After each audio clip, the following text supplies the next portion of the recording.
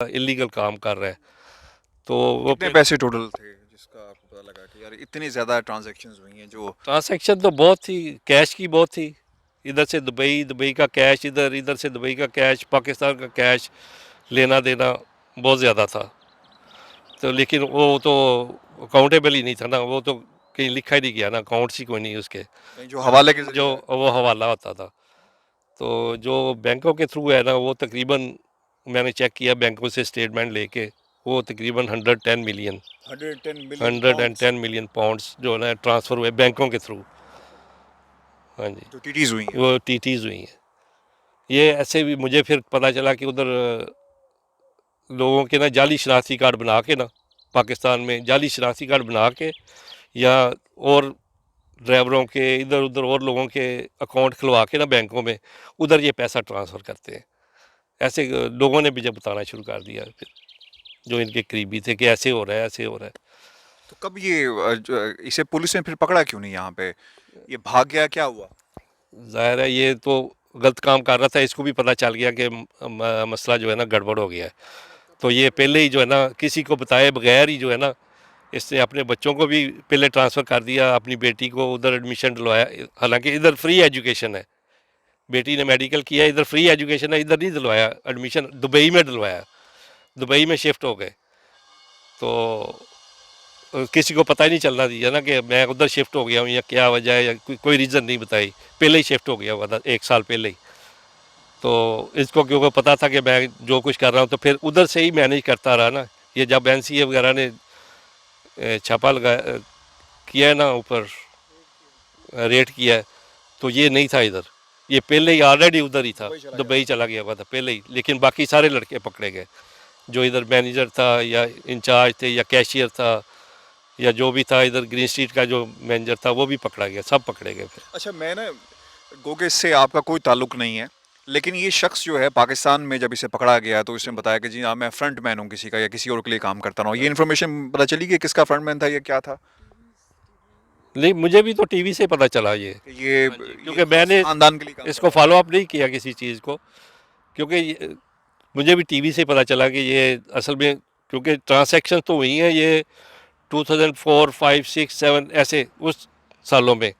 तो लेकिन मुझे भी नहीं इन चीज़ों का पता चला। मुझे मेरा जो इसके साथ प्रॉब्लम हुआ है वो हुआ 2010 में, 2010 में आके 2010 और 11 में जो ट्वेंटी प्रॉब्लम हुआ है। जो आपके पास ट्रांजेक्शन मौजूद हैं हाँ जी। उन वो 2003 से लेके 2010 तक है। 2010 तक की हाँ जी, ट्रांजेक्शन हैं। 2010 तक की ट्रांसैक्शन जो बैंकों के थ्रू, जो लीगल गया है, बैंकों के थ्रू लीगल गया है। आगे बेशक फेक अकाउंट्स में गया है उस यानी वक्त। 2010 तक ये होती रही हैं। हाँ, होती रही है 2010, दो मिड 11 तक। यानी 2010 में क्या हुआ, यानी जो अमाउंट सी बढ़ गई थी, जब आपको खतरा लगा कि यार ये क्या हो रहा है, क्यों इतनी ट्रांजैक्शन हो रही हैं? बस ये पैसा आता था, किसी को बताते थोड़ी थे, किसी को पता ही नहीं चलता था, इतना नहीं था। हाँ जी। तो ये बाद में मुझे पता चला है कि ये ऐसे करता था कि ये टेलीफोन डायरेक्टरी वगैरह लेके, या जो लोग पैसे भेजते थे ना ऑलरेडी, बस आपने पैसा भेजा है तो आपकी आईडीज़ ही यूज़ करके तो पैसे आगे भेज देता था। यानी मैंने हाँ आपके जी। पास आपके एक्सचेंज में एक अकाउंट खुलवाया, हाँ जी। और तो आपने आपकी आपने आईडीज़ यूज़ करते यानी थे। उसी आईडी को, जो हाँ, यूनिक नंबर था, उसे इस्तेमाल किया उसी जाता। कस्टमर्स की आईडीज़ को यूज़ करके कि भाई आपने तो 500 भेजा ना, लेकिन एक दो ट्रांजैक्शंस आपके नाम कुछ हज़ारों की डाल दी, 5,000, 10,000, ऐसे कस्टमर्स के इकट्ठा करके ना, तो उनकी उनकी आईडीज़ यूज़ करते थे ये। अच्छा, तो ये पहली दफा शक आपको किससे कब हुआ? मुझे 2010 में ही पता चला है ये ज़्यादा। किसी ने बताया या आपने वो? नहीं, वैसे ही शक पड़ा कि भाई गड़बड़ हो रही है, ये जब इधर छापा भी पड़ा कि ये ड्रग मनी और फिर दूसरा इलीगल मनी ट्रांसफ़र हो रही है। पहले नहीं पता था इतना। तो सर यहाँ पे भी स्टोरी एक छपी थी बरतानवी सहाफ़ी ने, उसके बारे में भी आपको पता चला कि यार ये तो वही सारा काम किया है, क्योंकि उन्होंने इन्वेस्टिगेशन पाकिस्तान में जाकर किया। ये वाला जो चैप्टर था जिसमें ये शख्स यहाँ पे इन्वॉल्व था, और नेशनल क्राइम एजेंसी ने जो कुछ इसके हवाले से किया यहाँ पे रहते हुए, ये इन्फॉर्मेशन पहले किसी ने शेयर इस तरह नहीं की कि नेशनल क्राइम एजेंसी ने जिस शख्स को पकड़ा, आफ्ताब अहमद, वो इन्वॉल्व रहा, और अब नेशनल क्राइम एजेंसी को वो यहाँ पर मतलूब है, और अब वो पाकिस्तान में है। ये सर आफ्ताब महमूद इतना क्लेवर था ना, उसने इधर भी अपने 2 कज़न ला के रखे हुए थे ताकि कोई चीज़ लीक आउट ना हो। उधर भी इसका वो शाहिद रफ़ीक जो था ना, वो मेन बंदा था पाकिस्तान में, शाहिद रफ़ीक। वो मेन बंदा था, इधर ये मेन बंदा था आफ्ताब महमूद। वो उधर पैसे लेता था उधर से लोगों से, वो पैसे लेके फिर ये इधर से उन फेक अकाउंटों में टीटी लगाता था। वो ओके करता था ना, तो फिर ये आगे टीटी लगाता था। वो हवाले के थ्रू उधर से पैसे लेके हवाले के थ्रू इसको पैसा मिलता था इधर, वो ड्रग मनी या इलीगल मनी इसको मिलती थी। तो ये इधर से उनके फेक अकाउंट्स में जो है ना वो पैसा भेजता था इधर से। ये तो रिकॉर्ड पे है ना, 110 मिलियन हाँ जी। पाउंड्स आप कह रहे हैं, वैसे कितना पैसा गया होगा अंदाजन कोई एक फिगर? वैसे तो मुझे बिल्कुल नहीं पता, क्योंकि वो तो अकाउंटेबल ही नहीं है ना। जो लेना देना है, जो बैग लेते हैं, वो 50,000 या लाख पाउंड का बैग लिया। वो वो भी हफ्ते में 3-4 बैग सुने मिलते थे इसको। हफ्ते में 3-4 बैग मिलते थे, कोई 50,000 पाउंड का बैग या लाख पाउंड का बैग, हफ्ते में 3 या 4 बैग मिलते थे इसको लाजमी, सुना है मैंने।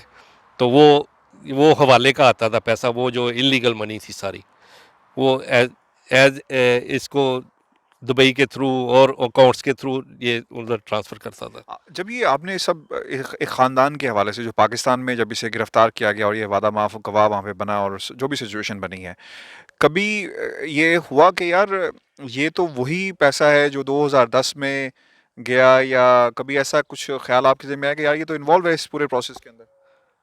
मैंने जब ये देखा है या लोगों से सुना जब, या वो देखा टीवी पे या यूट्यूब पे कि भाई ये मसला बना है, ये पकड़ा गया। शाहिद रफ़ीक जो उधर मेन था वो पहले पकड़ा गया, फिर उसी बेस पे ये पकड़ा गया है।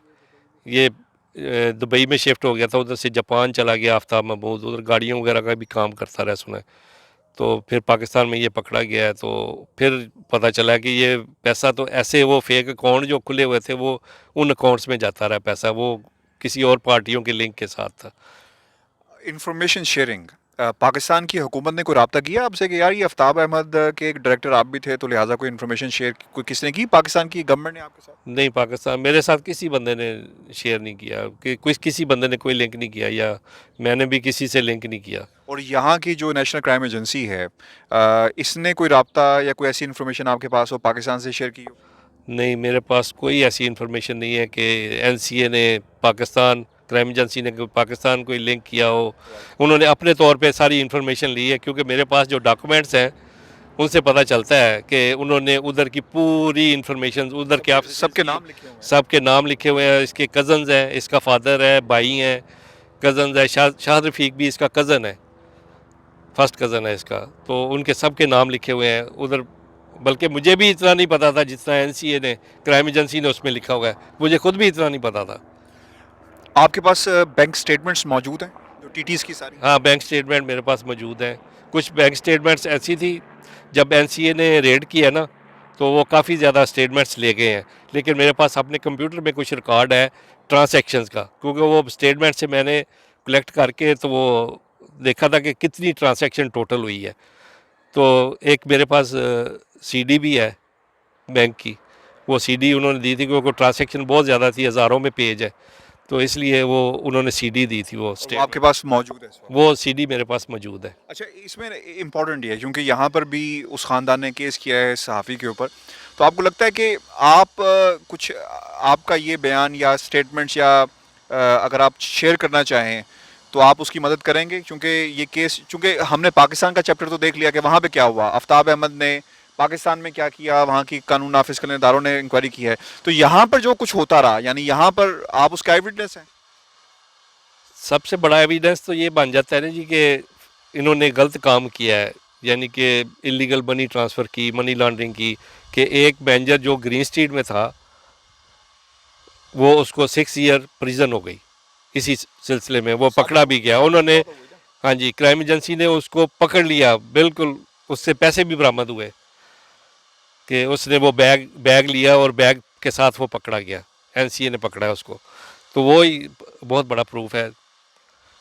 तो बाकी मेरे साथ किसी ने कोई नहीं किया, बस मेरे साथ ये एनसीए नहीं, क्राइम एजेंसी ने रेड किया मेरे घर पे, तो मेरे घर से सारा कुछ ले गए, वो रिकॉर्ड सारा ले गए मेरा। आपका कितना पैसा ये बंदा लेके भागा है? मेरा तो सिर्फ जो वो प्रॉफिट का शेयर मिलना था वो ही है। तो बाकी मेरी शुरू में मैंने जब ये काम शुरू किया हुआ था 25 लाख की मेरी इन्वेस्टमेंट थी, पाकिस्तानी 25 लाख रुपए उस वक्त। उस वक्त तकरीबन 100 रुपये का पाउंड था, आप समझ लें 25,000 पाउंड। लेकिन पैसा ये इसमें पैसे की इन्वेस्टमेंट की ज़रूरत ही नहीं होती, सिर्फ एक्सपेंसेस की ज़रूरत होती है, क्योंकि पैसा तो इधर इकट्ठा होता है, हम नेक्स्ट डे भेज देते हैं उधर, नेक्स्ट डे भेज देते हैं, वो लोगों को वही पैसा मिलना शुरू हो जाता है, वही सर्कल बन जाता है, क्योंकि पैसे की इन्वेस्टमेंट की ज़रूरत नहीं है इसमें। यानी वो आपका पैसा लेकर भाग गया, सब कुछ हो गया। मेरा सारा पैसा अब आपके पास जो इन्फॉर्मेशन सर मौजूद है, because this is something really important, क्या आप उसको शेयर करना चाहेंगे इस केस के अंदर? क्योंकि जो इन्फॉर्मेशन आपके पास बरतानिया में ही जो आफ्ताब करता रहा, पाकिस्तान के इदारों ने तो उसे पकड़ा है, इन्वेस्टिगेशन भी हुई है, सब कुछ हुआ, और उसे वो एविडेंस के तौर पे नैब में पेश भी करेंगे, लेकिन यहाँ पर जो कुछ होता रहा, यहाँ की एजेंसीज और इस केस के साथ क्या आप हेल्प क्या कर सकते हैं? आप शेयर करेंगे ये इन्फॉर्मेशन जो है स्टेटमेंट्स की, और जो टीटीज हुई 2010 तक का जो रिकॉर्ड आपके पास मौजूद है? जो मेरे पास मौजूद है, कुछ तो वो क्राइम एजेंसी वाले उठा के ले गए जब उन्होंने रेड किया मेरे घर पे, तो कुछ मेरे पास मौजूद है, वो अगर ज़रूरत पड़ेगी तो शेयर कर देंगे, कोई मसला नहीं है। हाँ जी, आफ्ताब के मतलब और कोई इन्फॉर्मेशन चाहिए होगी उनको, आफ्ताब के मतलब को पूछना होगा, बता देंगे सारा कुछ। तो आप करेंगे। बहुत शुक्रिया सर। हाँ जी। आप इशफाक साहब की गुफ्तगू सुन रहे थे। एक चैप्टर वो है जिसका मैं पहले भी जिक्र कर रहा था कि पाकिस्तान के अंदर जो है आफ्ताब अहमद किस तरह लोगों को इस्तेमाल करता रहा, और उसने एक अपना फैमिली सर्कल जो था वो बनाया, और उन लोगों को, यानी अगर आपने ट्रांजैक्शन यहाँ से पाकिस्तान करनी है, पाकिस्तान से यहाँ करनी है, तो फैमिली के लोगों को इस्तेमाल किया गया, और यहाँ पर भी अपने ही लोगों को जो भरोसामंद थे, जिन पर वो इत्तेमाद कर सकता था, उनको इस्तेमाल किया, ताकि इन्फॉर्मेशन जो है वो उस सर्कल से बाहर ना जाए। आपने इशफाक साहब की गुफ्तगू सुनी। इनके पास 2002 से 2008-10 तक का मुकम्मल रिकॉर्ड मौजूद है जो ट्रांजैक्शंस हुई हैं, और ये छोटी मोटी रकम की बात जो है वो हम नहीं कर रहे, बल्कि 110 मिलियन पाउंड्स जो हैं, जो टीटीज जो यहाँ पर की गई। याद रखिएगा कि इसके अलावा वो रकूम जो हवाले के ज़रिए बरतानिया से दुबई और दुबई से पाकिस्तान या पाकिस्तान से यहाँ पर आई और दूसरे ममालिक में गई, इसका कहीं पर रिकॉर्ड जो है वो मौजूद नहीं है।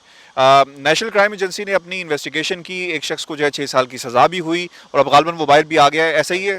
हाँ जी, अभी उसकी है 1.5 साल है, लेकिन उन्होंने रिलीज़ किया हुआ है उसको।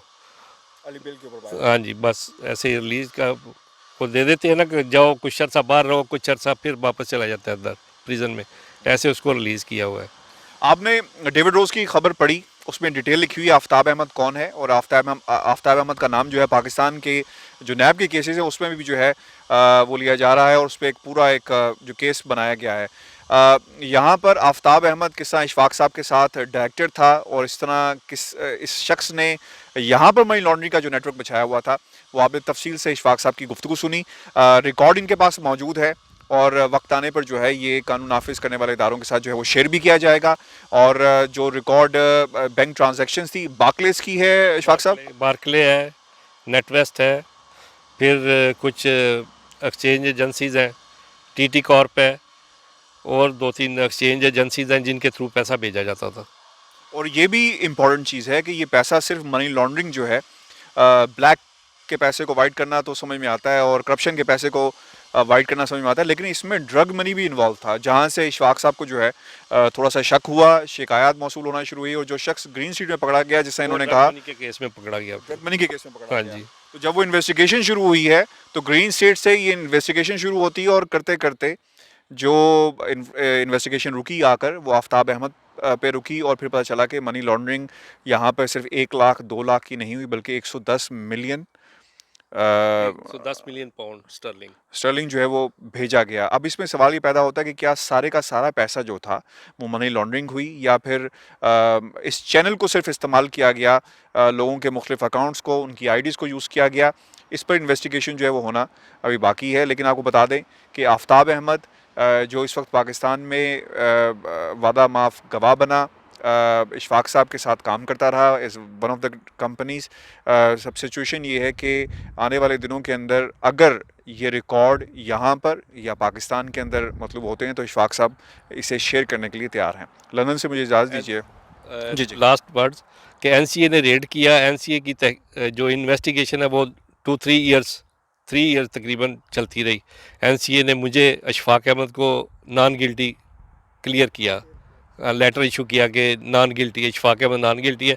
उसमें आफ्ताब ऑन रन और बाकी काफ़ी उसके कज़न्स, उसका फादर, उसके जो कज़न्स पाकिस्तान में और ब्रदर्स जो पाकिस्तान में हैं उनको सबको ऑन रन और और वांटेड भागे हुए हैं, वांटेड है। वांटेड है वो यानी आफ्ताब अहमद अपनी फैमिली क्राइम के साथ एजेंसी और से। क्राइम एजेंसी के लोगों को यहाँ पे मतलूब है। जब भी वो बरतानिया अगर आफ्ताब अहमद, अगर आफ्ताब अहमद बरतानिया आता है तो यहाँ पर नेशनल क्राइम एजेंसी जो है उसे गिरफ्तार करेगी और इन्वेस्टिगेशन का दायरा कार जो है वो वसी किया जाएगा। क्योंकि याद रखिएगा ये वो टीटीज़ हैं जिनका रिकॉर्ड मौजूद है, लेकिन वो रकूम जो हवाले के ज़रिए बरतानिया से पाकिस्तान, दुबई और फिर पाकिस्तान से यहाँ पर जो है भेजी गई, वो रकूम कितनी थी और किसके कहने पर भेजी गई, आफ्ताब किसका फ्रंटमैन था, किसके लिए काम करता रहा इन पिछले 8 सालों के अंदर और कौन कौन लोग इन्वॉल्व थे। अभी ये इन्फॉर्मेशन जो है मज़ीद आना बाकी है, क्योंकि जब बरतानिया अगर वो आता है तो यकीनन नेशनल क्राइम एजेंसी जो है उसे गिरफ्तार करेगी और फिर ये इन्फॉर्मेशन जो है वो मंजर आम पर आएगी।